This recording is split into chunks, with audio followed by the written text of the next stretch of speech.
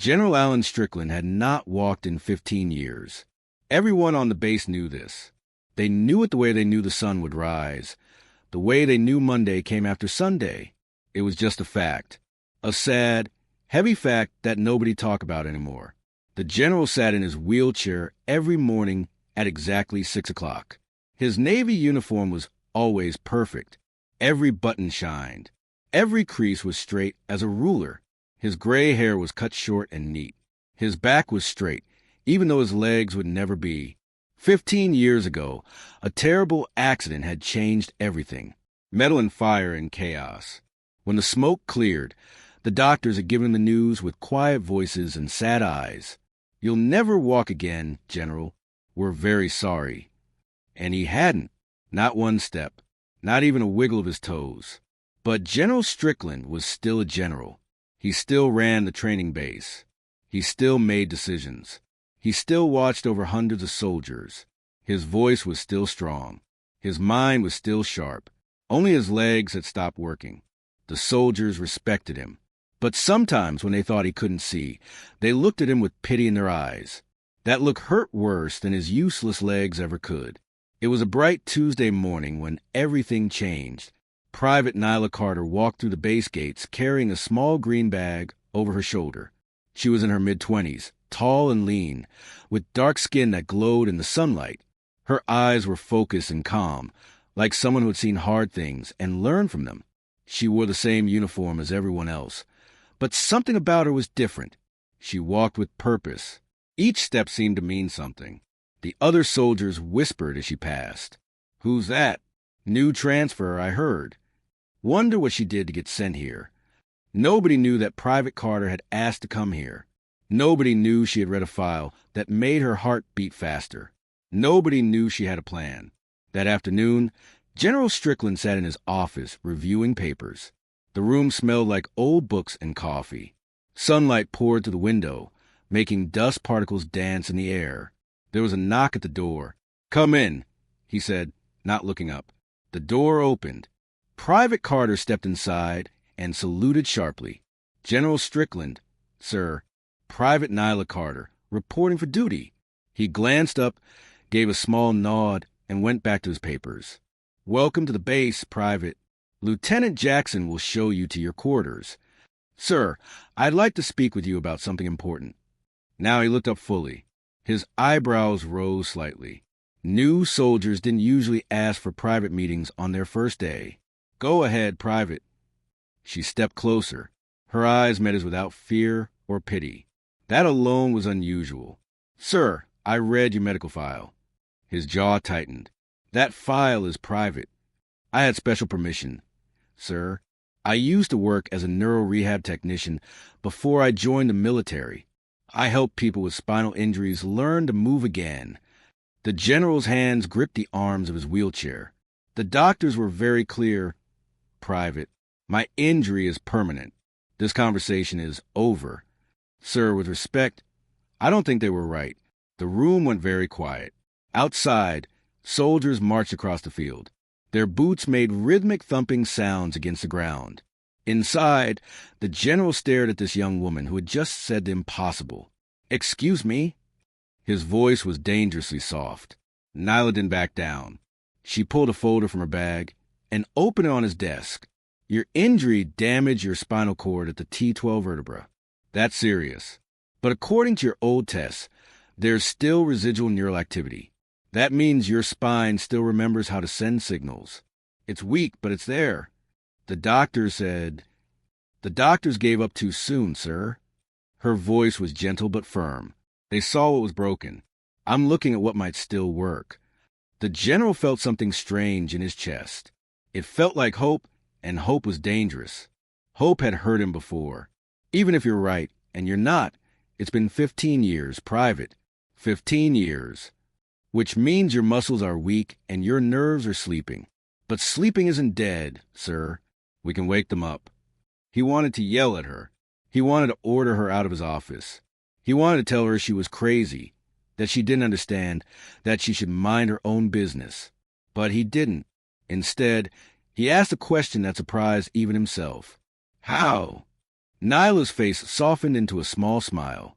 Static stand therapy. We use parallel bars. You don't walk at first. You just stand. Your body has to remember what standing feels like. Then we build from there, 30 seconds at a time. Then a minute. Then more. That sounds painful. It will be, sir. It'll be the hardest thing you've ever done. The general looked down at his legs. His useless, quiet legs that hadn't held his weight since he was 45 years old. He was 60 now, an old man in a chair. Why do you care, Private? You don't even know me. She was quiet for a moment. When she spoke, her voice was thick with emotion. My father had a stroke when I was 12. The doctors said he'd never walk either.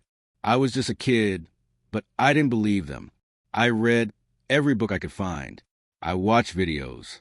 I learned exercises. And 6 months later, my dad took 3 steps across our kitchen floor. She looked directly into his eyes. He died 2 years after that, sir. But those 3 steps meant everything. He got to walk my sister down the aisle at her wedding. He got to stand at my graduation. He got to be more than his injury. The general felt his throat get tight. He cleared it roughly.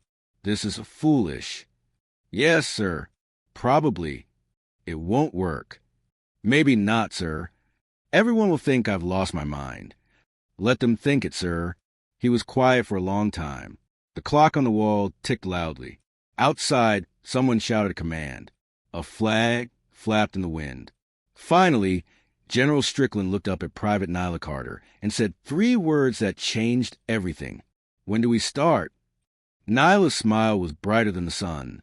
Tomorrow morning, sir, 5 a.m. The gym will be empty. Nobody needs to know we're trying until we're ready.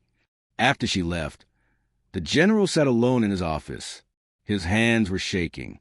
His heart was pounding.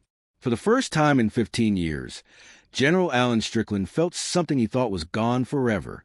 He felt scared. But underneath the fear, buried deep and burning bright, was something even stronger. He felt alive. The gym was dark and cold at 5 in the morning. General Strickland rolled his wheelchair through the doors. His heart was beating so hard he could hear it in his ears. Private Carter was already there, setting up metal bars that formed a narrow walkway. Parallel bars. They looked like a prison. "Good morning, sir," Nyla said quietly.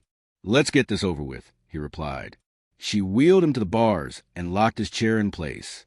Then she knelt down and looked at his legs like they were a puzzle she needed to solve. "I'm going to touch your legs now, sir. Tell me if you feel anything." She pressed her fingers against his shin. Nothing. His knee. Nothing. His thigh. A tiny tingle, like a whisper. "There," he said, surprised. I felt something there. Nyla's eyes lit up. "That's good, sir. That's very good." She stood and positioned herself beside him. "I'm going to help you stand now. Your arms will do most of the work. Grab the bars and push up. I'll support your weight. Ready?" No, he wasn't ready. He would never be ready. "Yes," he said anyway. On 3. 1, 2, 3. The general gripped the cold metal bars and pushed with all his strength. His arms shook. His whole body trembled. Nyla's hands were firm on his waist, holding him steady. And then, for the first time in 15 years, General Alan Strickland was standing. The pain hit him like a lightning bolt. It shot up his legs, through his back, into his neck. Every nerve that had been sleeping suddenly screamed awake. His vision went white. He couldn't breathe. "I've got you, sir." Nyla's voice cut through the pain. "Breathe. 10 seconds. That's all. Just 10 seconds." He wanted to sit down. He wanted to give up. He wanted this torture to end. But he had led men into battle. He had survived explosions and fear and loss. He could survive 10 seconds. 8, 9, 10. "Down, sir." She guided him back into his chair. He collapsed into it, gasping for air. Sweat poured down his face. His arms felt like rubber. "That was torture," he gasped. "That was 30 seconds, sir." He looked up at her in shock. "What?" "You stood for 30 seconds. I lied about the 10 because I knew you could do more." He should have been angry, but instead he started to laugh. It was a rough, Tired laugh, but it was real. You tricked me. Yes, sir. I'll probably do it again. They met every morning at 5. Always in the dark, always in secret. The second day, he stood for 45 seconds. The pain was still terrible, but he knew it was coming. He was ready for it. The third day, 1 minute. His legs trembled so badly he thought they might snap. The fourth day, he fell. His arms gave out, and he crashed sideways. Nyla caught him before he hit the ground, but his pride was bruised worse than his body. I can't do this, he said, back in his chair, feeling like a failure. You just did it, sir. You stood for 90 seconds before you fell. That's 90 seconds more than yesterday. I fell, and I caught you. That's why I'm here.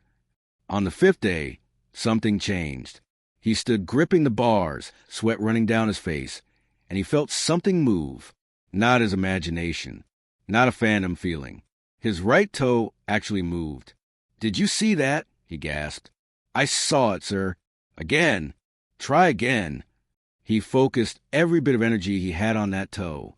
It moved again. Just a tiny wiggle, but it moved. Nyla actually jumped with joy. That's it. That's the signal getting through. Your brain just talked to your toe.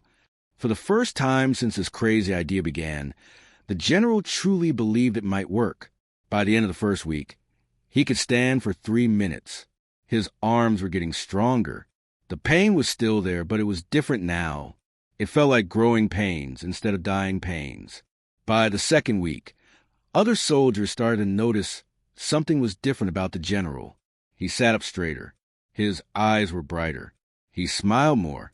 Lieutenant Jackson cornered Nyla one afternoon. What's going on with the general? Private Carter? What do you mean, sir? He seems different. Happier. Do you know why? Nyla kept her face blank. Maybe he just had a good breakfast, sir. But secrets are hard to keep on a military base. On day 16, Sergeant Rodriguez walked into the gym early. He needed to grab some equipment before the morning drills. He froze when he saw what was happening. General Strickland stood between the parallel bars.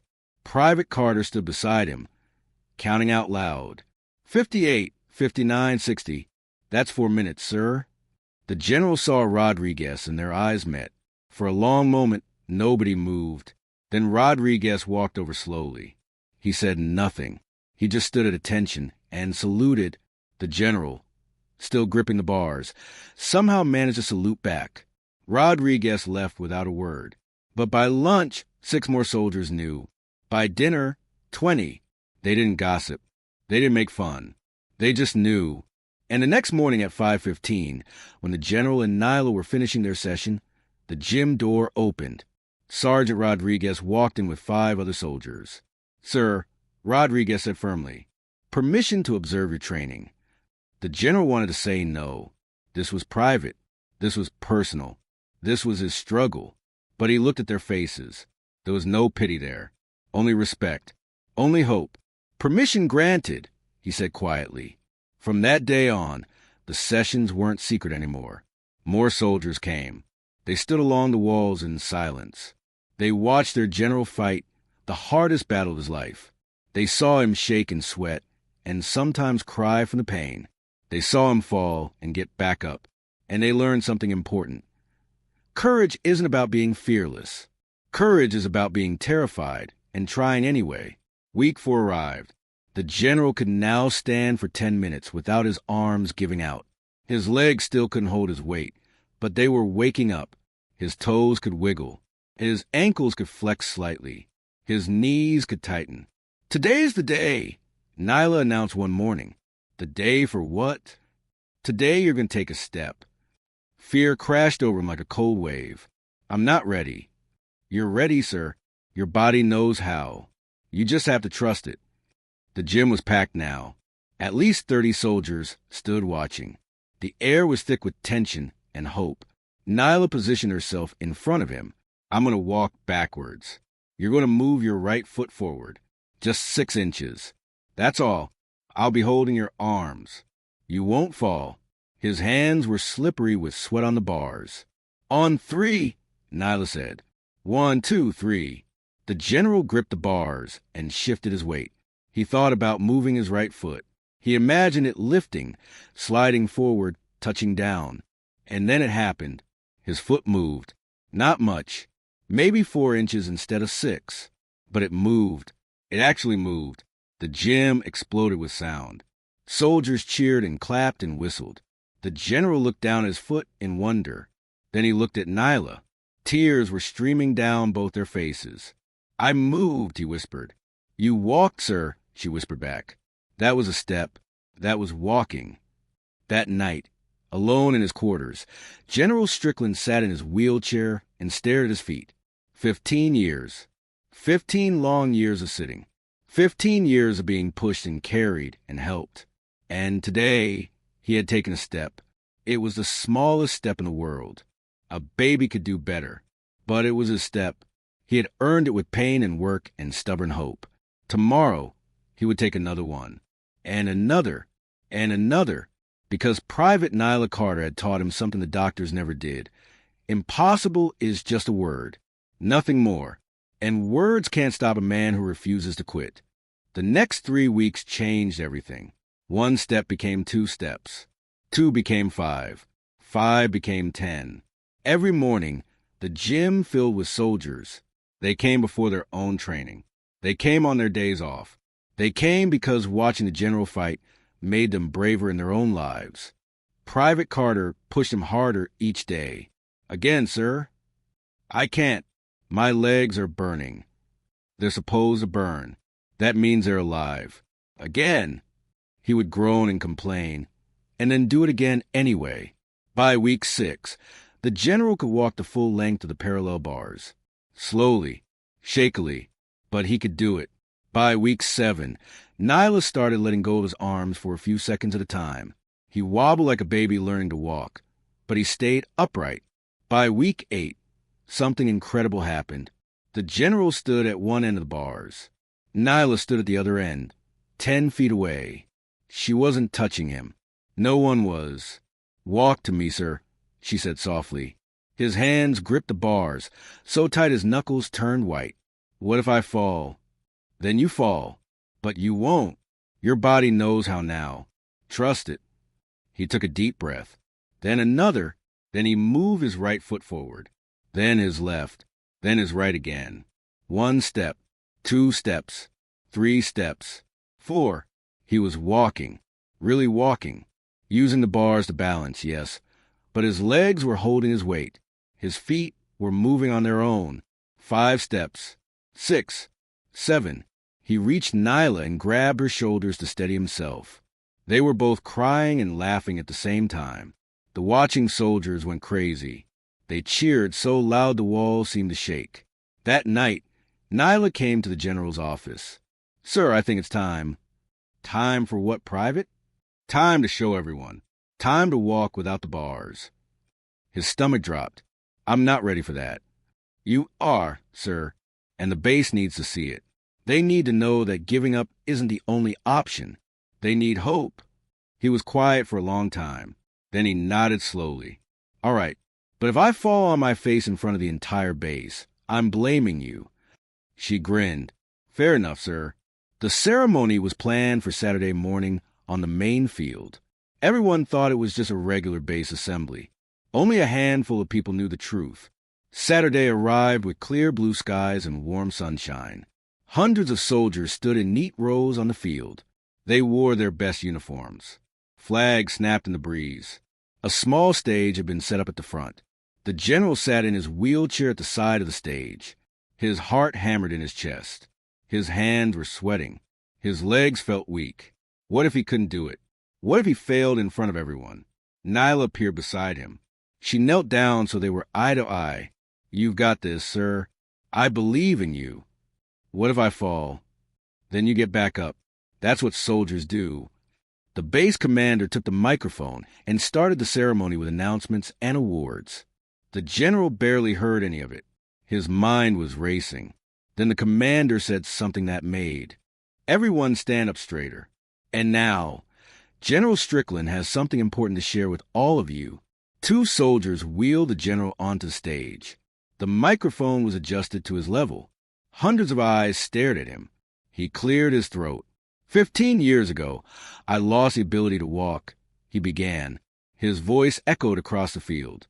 The doctors told me I never would again. I believed them. I accepted it. I thought my fighting days were over. He paused and looked at Nyla, who stood at the edge of the stage. Then Private Nyla Carter arrived at this base. She didn't accept my injury. She didn't accept never. She saw something the doctors missed. She saw a possibility. He took a deep breath. For the past 2 months, Private Carter has been training me. Every morning at 5 a.m., we've worked together. And today, I want to show you what faith and hard work can do. Nyla walked over and locked his wheelchair.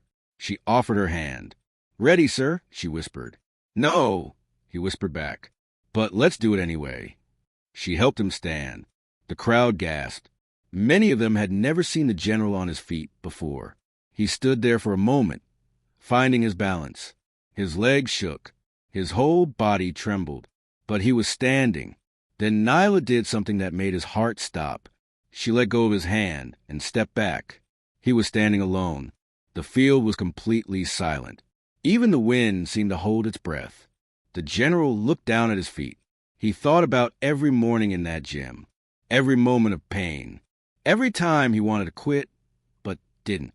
Every soldier who had stood against the wall, silently cheering him on.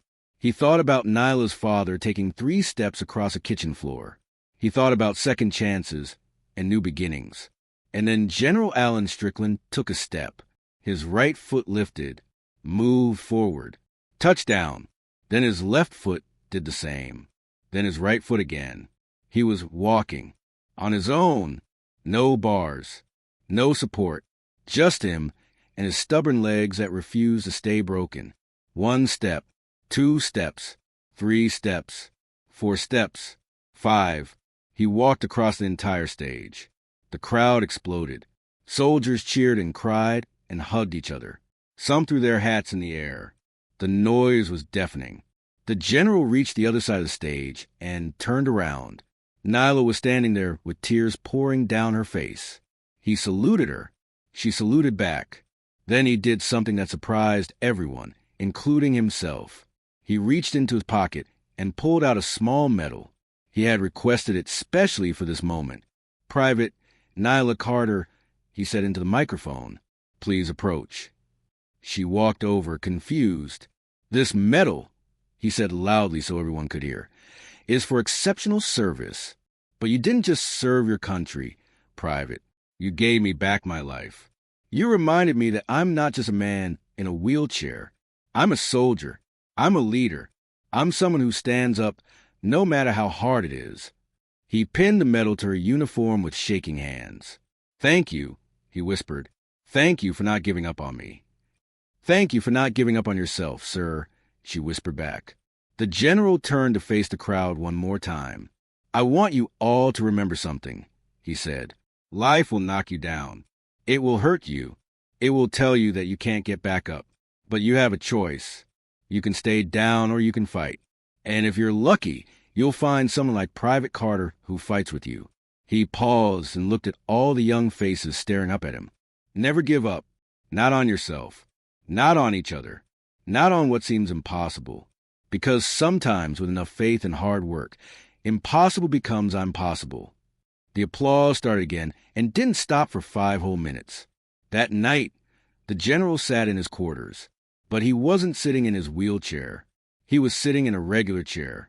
His wheelchair sat in the corner, empty. He didn't need it anymore. Not really. He would still use it on tired days, on long days when his legs needed rest. But it wasn't his prison anymore. Nyla knocked and came in. Big day, sir. Biggest day of my life, Private. They sat quietly for a moment. What will you do now? She asked. He smiled. I'm going to keep walking. Going to get stronger. And I'm going to help other people who think they can't.